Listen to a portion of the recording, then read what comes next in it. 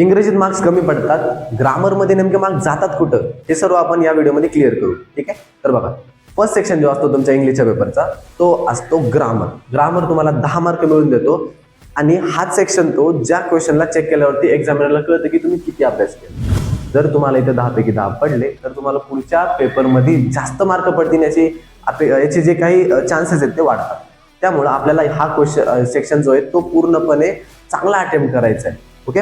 तर आता इथं इझी सेक्शन मध्ये चुका कुठं होतात, पंक्च्युएशन, क्वेश्चन टॅग आणि जे असे क्वेश्चन असतात त्याच्यामध्ये एक वर्ड दिलेला असतो आणि तुम्हाला नाऊन आणि वर्ब म्हणजे सेंटेन्स सारखं यूज करायचं असतं, तर तिथं चुका होतात. तर फर्स्ट बघा, पंक्च्युएशन जो आहे तर पंक्च्युएशन 1 मार्काला येतो आणि तिथं तुम्हाला 2 ते 3 इम्प्रूव्हमेंट करायचे असतात.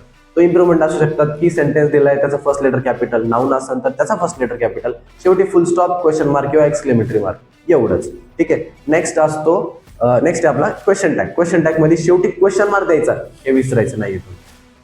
नेक्स्ट सेक्शन आहे सीन पॅसेजचा. तर त्यामध्ये तुम्हाला हे लक्षात ठेवायचं आहे की जे चार्ट, ऍक्टिव्हिटी, जे काही जसा बॉक्स दिलाय, जसा फ्लो चार्ट दिलाय तसंच तुम्हाला ड्रॉ करायचंय आणि मग त्याचे आन्सर्स लिहायचे. ओके. त्याच्यानंतर जो पर्सनल रिस्पॉन्सचा क्वेश्चन आहे यामध्ये तो 4 ते 8 लाईनचा लिहायचा आहे. क्वालिटी मॅटर करती, क्वांटिटी नाही. Section 3 poetry. आता या सेक्शन मध्ये सेम रूल्स अप्लाय होतात जे पॅसेज मध्ये अप्लाय झाले, पण त्या व्यतिरिक्त फक्त क्वेश्चन नंबर 3B मध्ये जो ऍप्रिसिएशन आहे त्यामध्ये तुम्हाला एक रूल फॉलो करायचा आहे, तो आहे FRCL.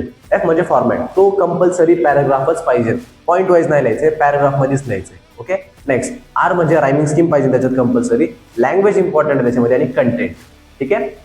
सेक्शन 4A त्याच्यामध्ये तुम्हाला अनसीन पॅसेज असेल आणि त्याच्यावरती क्वेश्चन सॉल्व्ह करावं लागतील, सेम जसं क्वेश्चन नंबर 2 मध्ये गेलो आपण. ठीक आहे. आता क्वेश्चन नंबर 4चा जो बी क्वेश्चन आहे ना, ते अधिकतर विद्यार्थी काय करतात, ते तो सोडून देतात, स्किप करतात. म्हणजे तो मुद्दामून नाही सोडत, ते त्याच्याकडून राहून जातो, तो दिसत नाही, शेवटी असतो आणि मग डायरेक्ट ते रायटिंग स्किलवरती जम्प करतात. तर आपल्याला हे नाही करायचं, आपल्याला हे अवॉइड करायचंय.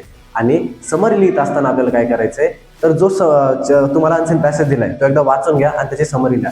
जर तुम्ही समरी रायटिंगची प्रॅक्टिस नाही केली तर मग तुम्ही दुसरा एक अल्टरनेटिव्ह वापरू शकता की पहिले 2 लाईन लिहा, मधल्या 2 लाईन लिहा आणि शेवटच्या 2 लाईन लिहा. हे कोणी ज्यांनी काहीच अभ्यास नाही केला त्यांच्यासाठी, बाकीच्यांनी तो जो पॅराग्राफ आहे त्याची तुम्हाला समरी लिहायची आहे समजून. नेक्स्ट सेक्शन आहे आपल्याकडे सेक्शन 5. सेक्शन 5 मध्ये सर्व रायटिंग स्किलचे टॉपिक्स आहेत, त्यांचा तुम्हाला फॉर्मॅट माहित पाहिजे आणि सगळ्यांना तुम्हाला टायटल्स कंपल्सरी लिहायचे. टायटल्सला 1 मार्क आहे. नेक्स्ट क्वांटिटी किती लिहायची, तर 1 page is enough, quality is always better than quantity. Okay. तर मॅक्झिमम तुम्ही 1 पेज लिहायचं ट्राय करा, क्वालिटी लिहा. ठीक आहे.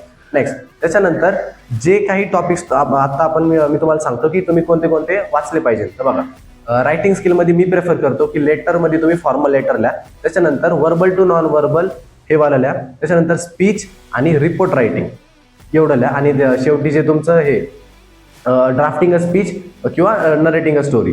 तर हे सर्व जे टॉपिक्स आहेत त्यांची तुम्हाला स्टार्टिंग आणि एंडिंग माहित पाहिजे.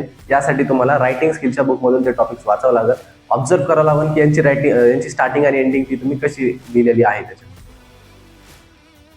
तर यासाठी तुम्हाला रायटिंग स्किलचे जे बुक आहे त्याच्यामधून त्यांची स्टार्टिंग, तर यासाठी तुम्हाला रायटिंग स्किलचे जे टॉपिक्स आहेत त्यांची स्टार्टिंग आणि एंडिंग माहित पाहिजे, की कशी लिहितात स्टार्टिंग आणि एंडिंग. त्यासाठी तुम्हाला रायटिंग स्किलचं बुक वाचावं लागेल. हे मी तुम्हाला प्रिव्हियस व्हिडिओमध्ये पण सांगितलेलं आहे, ते तुम्ही करा, तुम्हाला रिझल्ट चांगले भेटतील.